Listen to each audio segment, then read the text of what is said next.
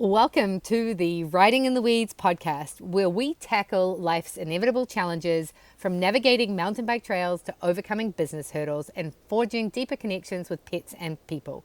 It's easy to find yourself tangled in the weeds, but we're here to help with insights and strategies that'll get you out of the weeds. Our goal is to boost your performance in both sports and everyday life by sharing essential skills that we've learnt along the way. Through tales of our entrepreneurship journey, thrilling biking adventures, and fostering meaningful relationships, your hosts, Natasha, Lockey, and Ginny Branden, will guide you on a journey that's not only enjoyable, but also inspiring. Join us to gain confidence that you need to navigate the trails of life. Hey, you're back with Riding in the Weeds, and this is just a short little episode for you. I had a question for Ginny about her animal communication, and I thought that it would be super helpful for us to share this with you. Pearl was a rescue, and they've been together for just over 6 months. Pearl is a beautiful dog. She has done amazing things. Actually, Pearl and Tiaki, my dog, really got on really well, and Tiaki really helped Pearl. The problem they're having, though, is that they are worried that they can't leave Pearl alone for more than 5 minutes. Her mum doesn't even want to go and do gardening and leave the dog in the house, partly because they don't want to upset the dog, and it stresses them out to see the anxiety that the separation anxiety causes. But also, it's a Great Dane, so there's a good chance that their entire couch might disappear into the stomach. So on a pet expert side of things, and then also for animal communication, like, A, do you have some quick tips and tricks that you can suggest? And B, where do you think you having a conversation with Pearl might actually help them going forward? Yeah, it's a really great question. And I can also start out by saying it's also really common. Dogs having anxiety, pets having anxiety when owners leave is not abnormal at all. It shouldn't be normal, but unfortunately, it is a very normal situation and happens a lot of the time. So it's a lot to unpack, though, so at the risk of ending up going on too far, I will try to hit some highlights here. I think the first thing foremost that I often recommend to pet owners, even before I get too far into my work as an animal communicator, is finding a really good trainer to work with and someone who understands anxiety and dog anxiety so that they can help relieve that and give the dog the tools the dog needs to feel comfortable and confident from the inside out. And over the years, I've learned that a lot of the training I did with my dogs was not exactly ideal. It mostly worked out okay, but when you have a dog like a Great Dane and it doesn't work, then you have to go find somebody else. My favorite person online at the moment is the Collared Scholar. She has incredible videos and is an amazing resource for dealing with this. She does mirrors the work that I've done with horses, which is part of what validates it for me and tells me it's the right path to go on. She's shared numerous videos of working with anxiety with dogs and how quickly you can reduce it when you have the right tools. So step one is to find a trainer that you can work with. Even online would be fine, but in person is ideal if you've got somebody who's really good at managing that. And I can say that Great Danes are a lot like my horse. My horse is a draft, so as large as they come. And I have joked before, there are no small problems with big horses. There's no small problems with big dogs. And the reality is when you have a large animal, like a large dog, a large horse, like everything has to be as good as it can be. You cannot get away with being lazy around certain things the way that small dog owners do or the way that small horse owners do. You just can't, because they can be dangerous just because of their size to other people, to themselves, and you can't do that. So I totally understand the problem because it is a much bigger risk. One of the things I read a while ago is you got to be careful and teach Great Danes not to jump because they can accidentally jump through a door. That's not a normal dog problem. So you've got to be really on top of the training and making sure that the animal's mind is engaged as well as their body, because those two components are so important and they work hand in hand together. And if the work that you're doing is not helping relieve the tension in the dog's mind, then the training doesn't matter. And again, that's why having the right kind of trainer is important. because you want to reduce the anxiety levels overall. Sniff walks is one of the great resources that I like, where you're taking the dog out and not actually putting any pressure to go anywhere, just walking and letting them absorb the world around them in a place that they are not reactive in to start with. So don't try and do this near the dog park where there's tons of people, or near traffic if they're traffic reactive. Go to a quiet place where they can actually allow their guard to come down and allow themselves to relax. If their head is down and they're sniffing, that's really positive, because that gets the right kind of chemicals flowing so that their parasympathetic nervous system is engaged.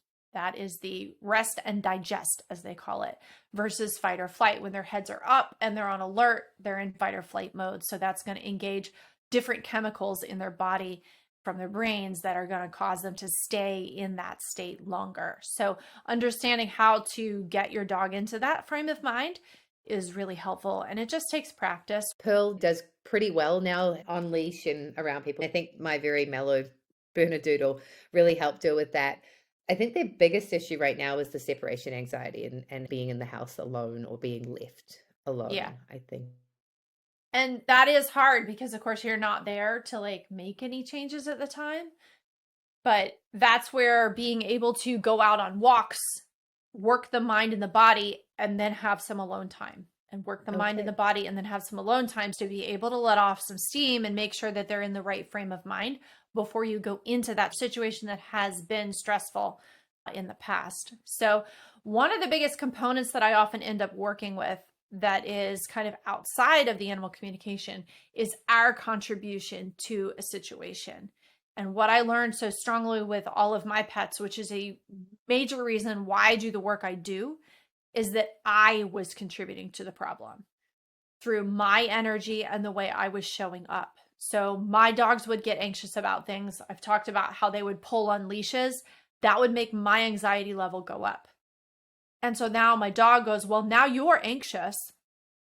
What is there to be anxious about in this environment? Something must be wrong. I need to be anxious. When you start having the same reaction as your pet, it starts to validate where they're at. And so then you get more of the same thing.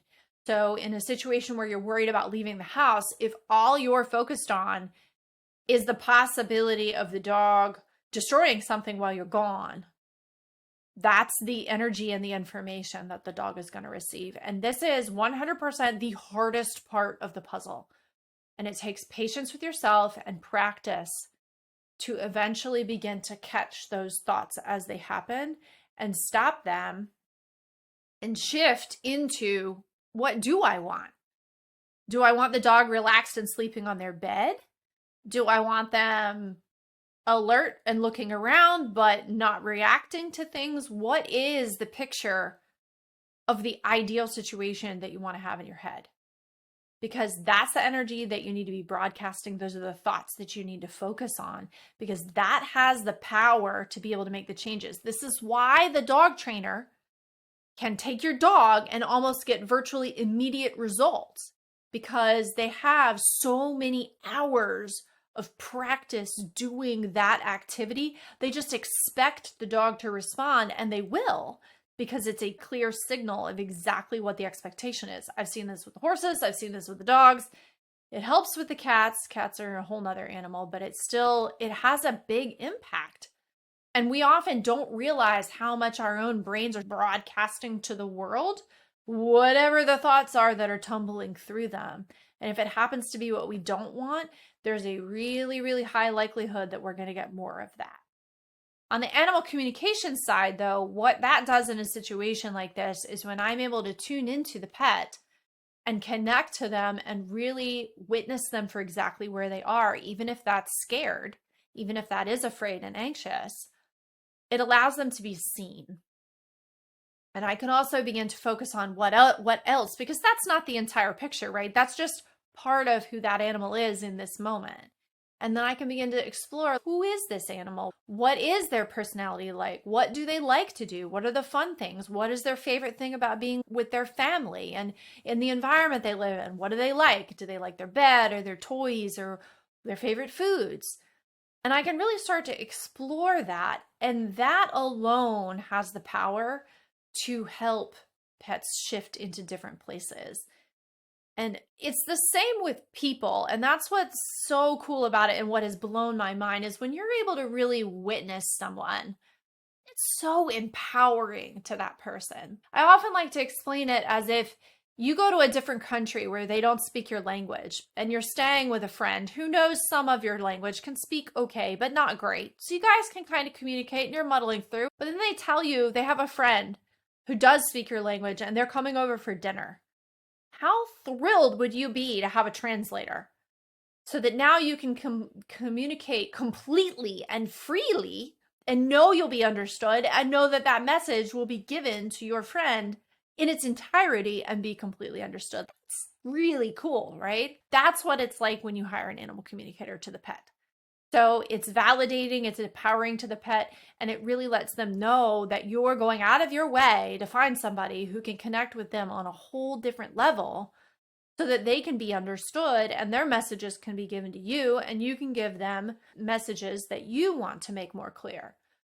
It isn't a guarantee that behavior will change, because pets are their own beings. And a lot of times in these situations, especially when you're dealing with a dog or a pet that's been adopted, there's a whole history you don't know about. And it takes time to work through that. It takes patience to work through that on both sides of the fence, and a willingness to continually try to do something different from the habits that have been formed over the years.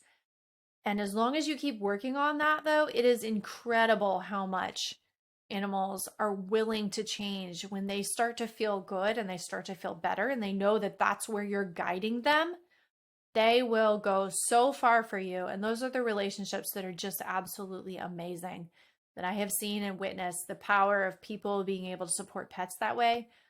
The results are so cool. So I have confidence that a dog like Pearl can change, but it takes work on everybody's part and the right support from the right type of trainers. Sometimes even vets need to get involved, because anxiety can also be the result of physical situations going on within a pet's body. So sometimes even calling an acupuncturist or body workers or whatever types of people you need to help support the animal can make a big difference. But it's very possible that they can find a better way of being, which makes everybody happier, including them. They don't want to be anxious. They don't want to feel that way either. It's just they're not sure what else to do in the situation.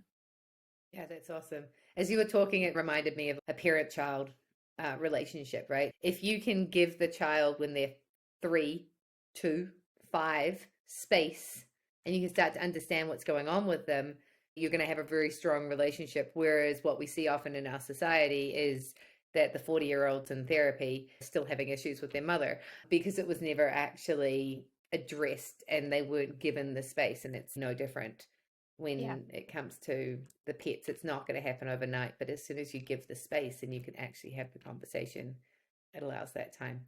And now off air, we'll chat about how maybe you can tell Tiaki that I haven't abandoned him. He seems to be doing just fine without me, and he doesn't hear me when I say how much I love him through the computer screen. However, different topic. We're talking about Pearl, not talking about me. So thank you so much for that, Ginny. That was amazing. So let's just remind everybody how they can find you. I am on the web at soulpetconnections.com and on Facebook, Instagram, and YouTube under the same handle. If you have questions or are curious about how this can help support you and your pet, please do reach out. It's definitely worthwhile. And just because you're not having a problem doesn't mean it's not useful as well. I have lots of clients who have just wanted to get to know their pet better. And often after the sessions, they are amazed at the shift in the dynamic and the relationship that can happen. So that's really the time to start with animal communication, is before you have a problem. And that way you've got somebody on your team who begins to get to know you and your pet and the relationship together, so that when things do get sticky in life changes and moves and children being born or job changes, whatever, you got somebody that you can rely on that already knows you and knows your relationship a little bit, so that they can offer that little bit of extra support. I have my people I call on when my life gets crazy. It's just part of having a team around you to support you. So yep, that's where you can find me. And thank you so much for joining us today. I love hashing out questions like this. If you've got questions, drop them on the podcast too, and we'd love to talk about it. Yeah, and I'm Natasha, and if you're wanting to actually just have a communication issue between yourself and yourself, like I'm here to help you connect with future you. That's your realm. That's where I'm at, right? So maybe it's not a pet problem. Maybe it's you trying to connect with your dreams, connect with your life, and step into being able to perform at a higher level. So I am Natasha Lockey, and you can find me at Betty Gohard and also on Facebook, Natasha Lockey, and LinkedIn. So thank you so much for answering that question for me, Ginny. I will share that with Pearl's owner, and we will see you all next time.